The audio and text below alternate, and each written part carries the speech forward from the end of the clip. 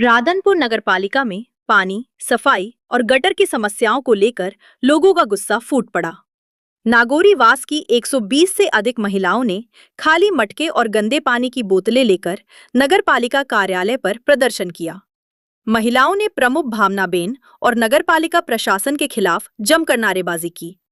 प्रदर्शनकारियों का आरोप है कि पिछले 2 वर्षों से शहर में गंदा पानी, उफनती गटर और कचरे की समस्या बनी हुई है, लेकिन प्रशासन कोई कार्रवाई नहीं कर रहा। वहीं प्रमुख के पति विक्रम जोशी पर भी हस्तक्षेप और धमकी देने के आरोप लगाए गए हैं। प्रदर्शनकारियों ने 2 दिन के भीतर समस्याओं के समाधान की मांग की है, अन्यथा तालाबंदी और आमरण अनशन की चेतावनी दी है। તમારું નામ અને जुबेदाबेन नासीभाई हुसैन હવે પટણી દરવાજો છે જાહેર પીરને દરગાહના હામે મારા ઘરના જોડે ગટર ઉભરાઈ ગઈ છે, જોડે ટાંકી છે ને મારા જોડે ઘરના હામે પાણી ભરાઈને આવી જાય છે, બરોબર। સાધને હેડે છે તો ઉભરાઈ જાય છે, બરોબર। એ ગટર હમી કરાવો, બરોબર। બીજી શું જો તકલીફ છે? હા એ ગટર ઉભરાઈ ગઈ, ગટર કાઢવા આવતા નહીં, કચરો કેટલો ભરાઈ ગઈ છે, ઉભરાઈ જાય છે, મારા ઘરના હામે પાણી ભરાય છે, બરોબર। તો તમે આજે પ્રમુખને મળ્યા, પ્રમુખે શું જવાબ આપ્યો? હા એ હજી કશું બોલે, જો નહીં થાય કરે પછી અમારી રીતે અમે કઈ જાણ કરશું, અમે જો હા ગમે કઈ ખૂટા આપણે ગમે કરી હા। આપનું નામ અને આપનો હોદ્દો અને શા માટે અહીંયા આવ્યા છો? મારું નામ જયા ઠાકોર છે। હું નગરપાલિકા વોર્ડ નંબર 1 ની નગરપાલિકાની સદસ્ય છું કોંગ્રેસમાંથી। અને અત્યારે અમે અહીંયા નાગોરી વાસમાંથી તમામ બહેનો સાથે 3 સ્કૂલના બાળકો આવ્યા છે મારી સાથે।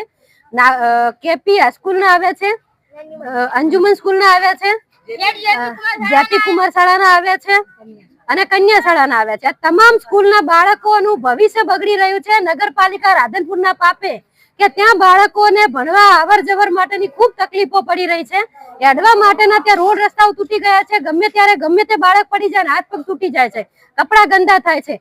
સાથે આ જે બહેનો આવી છે એમને ભેળસેળ વાળું પીવાનું ગટરનું પાણી આવે છે અને એ પણ રેગ્યુલર આવતું નથી।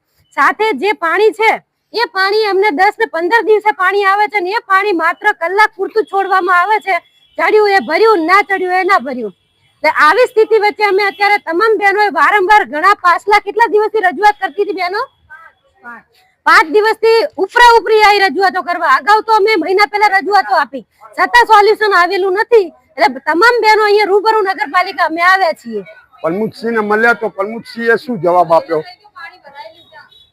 પ્રમુખશ્રી હાજર હતા, ભાવનાબેન જોશી પ્રમુખશ્રીને અમે મળ્યા અને એમને જે રજૂઆત કરી અને અમે જે રજૂઆતો આપી હતી 7 મહિનાથી પાણી આ સ્કૂલના બાળકોના પ્રશ્નોના નિવારણ અર્થે, તો એ પ્રશ્નનું લેખિત અમે લઈને ગયા હતા કે બેન આ રજૂઆતોનું હજુ કંઈ થયું નથી, તમારથી થાય છે કે નહીં? તો ભાવનાબેન કે અમારથી થાય એમ નથી, તમારે જે કરવું એ કરી નાખો। તો અમે કાગળ ફેંકીને ફાડીને ફેંકી દીધા। ના થાય એવું હોય તો અમે આશા શું કામ રાખીએ એમની જોડે? એ કે અમારથી કંઈ થાય એવું છે નહીં, એટલે અમે કાગળો ફેંકીને ફાડીને ફેંકી દીધા। તો ભાવનાબેન ઉગ્ર થયા, એમના ભાવનાબેનના પતિ વિક્રમભાઈ જોશી આયા, ભાવનાબેનનો હાથ પકડી અને મારી મહિલાઓને જેવું તેવું બોલી ગયા છે, અપશબ્દો બધાને બોલતા હતા ને, તમામને અપશબ્દો બોલતા હતા, નાના ભૂલકાઓને ધક્કા મૂકી કરી એમના પતિએ અને જેવું તેવું બોલીને ભાવનાબેનનો હાથ પકડી અને સીધા નીકળી ગયા।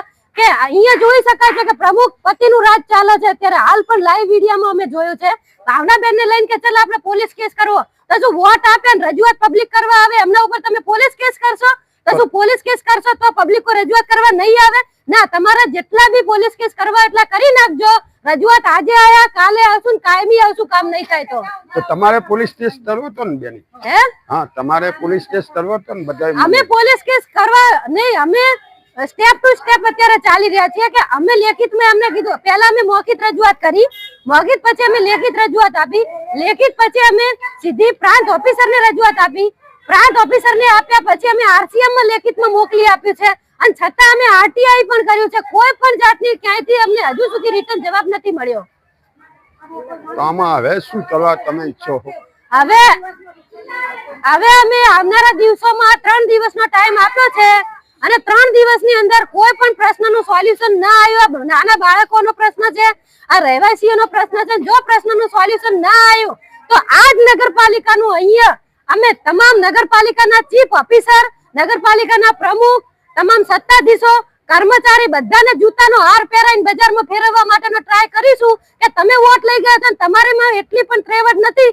અત્યારે અમે હરેશભાઈના ઘરે ગયા, હરેશભાઈ તાળું મારીને અંદર હંતાઈ ગયા, તો તમે વોટ માંગવા આવ્યા હતા તો પગે પડવા આવ્યા હતા અને હવે કામ તમે કરવું નથી, તમે હંતાઈ જાવ છો। તમારામાં એટલી ત્રેવડ ના હોય મોઢું બતાવવાની, તમે એવા કેવા ભ્રષ્ટાચાર કર્યા છે કે તમે પબ્લિકને પણ જવાબ આપી નથી શકતા, તમે હંતાઈ રહ્યા છો. તો આવનારા દિવસોમાં જો કામ નહીં થાય, રાધનપુરનું રોડ રસ્તા, પીવાનું પાણી કે બાળકોના જે પ્રશ્ન સોલ્યુશન નહીં થાય, તો અમે આવનારા દિવસોમાં ગાંધી ચિંતા માર્ગે આંદોલન કરવું પડશે, કરશું. અને સાથે અમે જે પણ ઉગ્ર આંદોલનો આયોજનો કે હાઈકોર્ટ સુધી જવું પડશે તો અમે જઈશું.